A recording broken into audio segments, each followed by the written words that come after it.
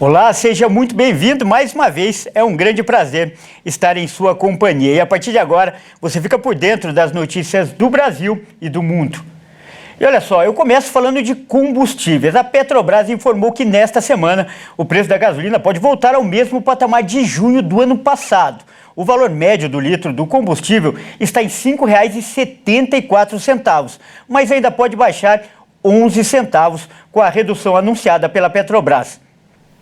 Com a nova redução aplicada pela Petrobras na venda do combustível às distribuidoras de 15 centavos por litro, a estatal calcula que o preço médio da gasolina no Brasil pode voltar ao patamar de junho de 2021 nesta semana. A variação nos postos de combustíveis deve ser de 11 centavos por litro, a partir da conta proporcional, considerando a mistura com etanol.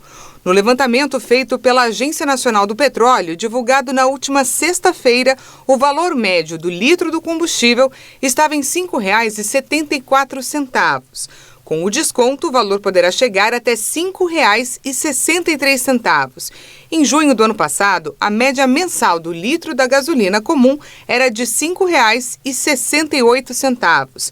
A queda é consequência da isenção de impostos e de reduções da Petrobras. Essa foi a segunda redução da estatal em menos de um mês. A primeira foi de 4,93% e depois para 13,88%. Um dos fatores que contribuiu para a escalada dos preços nos últimos meses foi a guerra na Ucrânia, que pressionou o preço do barril do petróleo no mercado internacional. Olha, e ainda dentro deste assunto, os estados de São Paulo e Piauí conseguiram na Justiça uma liminar para compensar as perdas na arrecadação com o ICMS. A redução do tributo, com a fixação de um teto para as alíquotas do combustível, foi aprovada pelo Congresso. Com a fixação de um limite para o imposto sobre circulação de mercadorias e serviços, as alíquotas de combustíveis, energia elétrica e comunicações foram reduzidas. O teto entre 17% e 18% para as alíquotas foi aprovado pelo Congresso por meio de projeto de lei. A determinação fala em compensar as perdas que excederem 5% calculadas mês a mês. No entendimento do governo federal, o Congresso especificou que os montantes a serem comparados são os valores relativos ao exercício de 2022, um período completo, com valores relativos ao ano de 2021. Com isso, essa compensação deveria ser feita em 2023, porque o ano de 2022 ainda está em curso. Os estados de São Paulo e do Piauí conseguiram obter uma liminar do Supremo Tribunal Federal, permitindo a compensação imediata das perdas do ICMS com a redução das alíquotas por meio do abatimento do pagamento das prestações das dívidas com a União. Os estados do Maranhão e Alagoas já tinham obtido decisões semelhantes. O Comitê Nacional de Secretários de Fazenda dos Estados, o CONCIFAZ, espera um efeito cascata com outros governadores conseguindo o mesmo. E começa nesta segunda-feira a coleta de dados do Censo 2022, que é realizado pelo IBGE.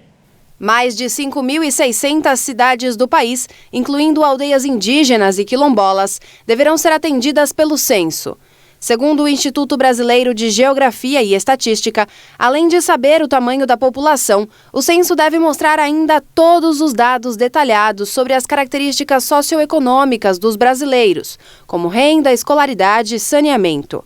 Para realizar a entrevista, os recenseadores deverão entrar em contato com todos os domicílios da sua área de trabalho. Existe ainda a possibilidade de o agente realizar a entrevista em dias e horários alternativos, inclusive à noite e aos finais de semana. Ao receber a visita do recenseador do IBGE, é preciso ficar atento. Todos deverão estar identificados com boné, colete e crachá. Dentro do crachá, haverá um QR Code que pode ser lido pelo celular.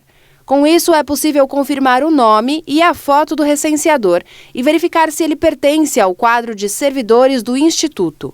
A coleta de dados deve ocorrer até o início de novembro. Os primeiros resultados estão previstos para serem divulgados ainda no final deste ano.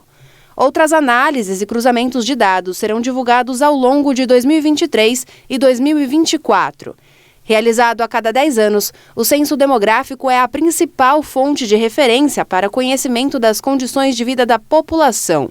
Em 2020, o censo foi adiado por causa da pandemia de Covid-19.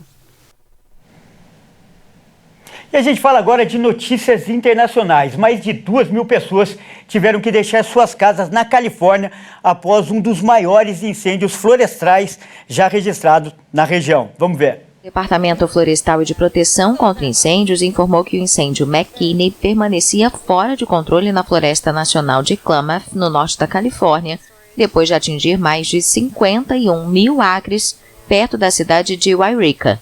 O governador do estado da costa oeste dos Estados Unidos, Gavin Newsom, declarou estado de emergência no sábado e advertiu que as chamas destruíram casas e ameaçavam infraestrutura crítica.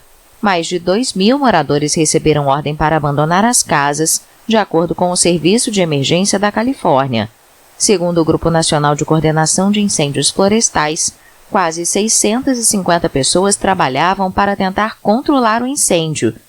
Nos últimos dias, a Califórnia e outras áreas da região oeste dos Estados Unidos foram afetadas por grandes incêndios de rápida propagação. Olha, a gente continua falando de notícias internacionais. O porto de Beirute sofreu com novos problemas neste domingo, há dias de completar 2 anos daquela gigante explosão. Desta vez, um desabamento que foi registrado nos silos de grãos formou uma imensa nuvem de poeira na região. Acompanhe. Uma parte dos silos de grãos danificados do porto de Beirute desmoronou neste domingo depois de um incêndio há poucos dias do segundo aniversário da explosão devastadora na capital libanesa.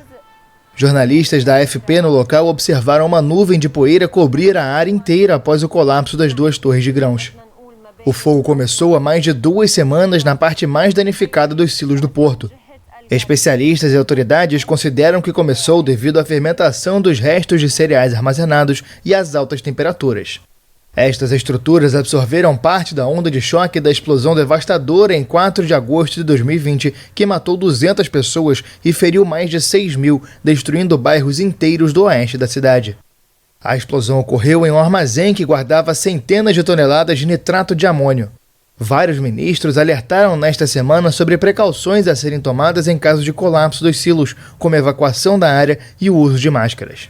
Em abril, o governo tinha ordenado a demolição dos silos, mas a decisão foi suspensa devido à oposição de parentes das vítimas da explosão de 2020, que queriam transformar o local em homenagem às vítimas. E agora uma boa notícia para os clientes de planos de saúde. Começa a valer hoje o fim do limite para sessões com psicólogos, fonoaudiólogos, terapeutas ocupacionais e também fisioterapeutas. A decisão da Agência Nacional de Saúde Suplementar estende o direito a pacientes com qualquer diagnóstico. A medida vale para os usuários de planos de saúde com qualquer doença ou condição listada pela Organização Mundial de Saúde. Com a alteração, o fim do limite de consultas e sessões com profissionais da saúde vale com a indicação do médico. De acordo com a ANS, a decisão tem um objetivo de promover a igualdade de direitos aos usuários da saúde suplementar e padronizar o formato dos procedimentos atualmente assegurados relativos a essas categorias profissionais. Dessa forma, foram excluídas as condições exigidas para determinadas coberturas para as consultas e sessões com psicólogos, fonoaudiólogos, terapeutas ocupacionais e fisioterapeutas, e o atendimento vai passar a considerar a prescrição do médico assistente. Antes, cada uma dessas especialidades tinha regras específicas que delimitavam o número de consultas e sessões que o paciente tinha direito pelos planos de saúde. Bom, essa edição fica por aqui. Eu agradeço demais por sua companhia e convido a continuar ligado em nossa programação. Até mais!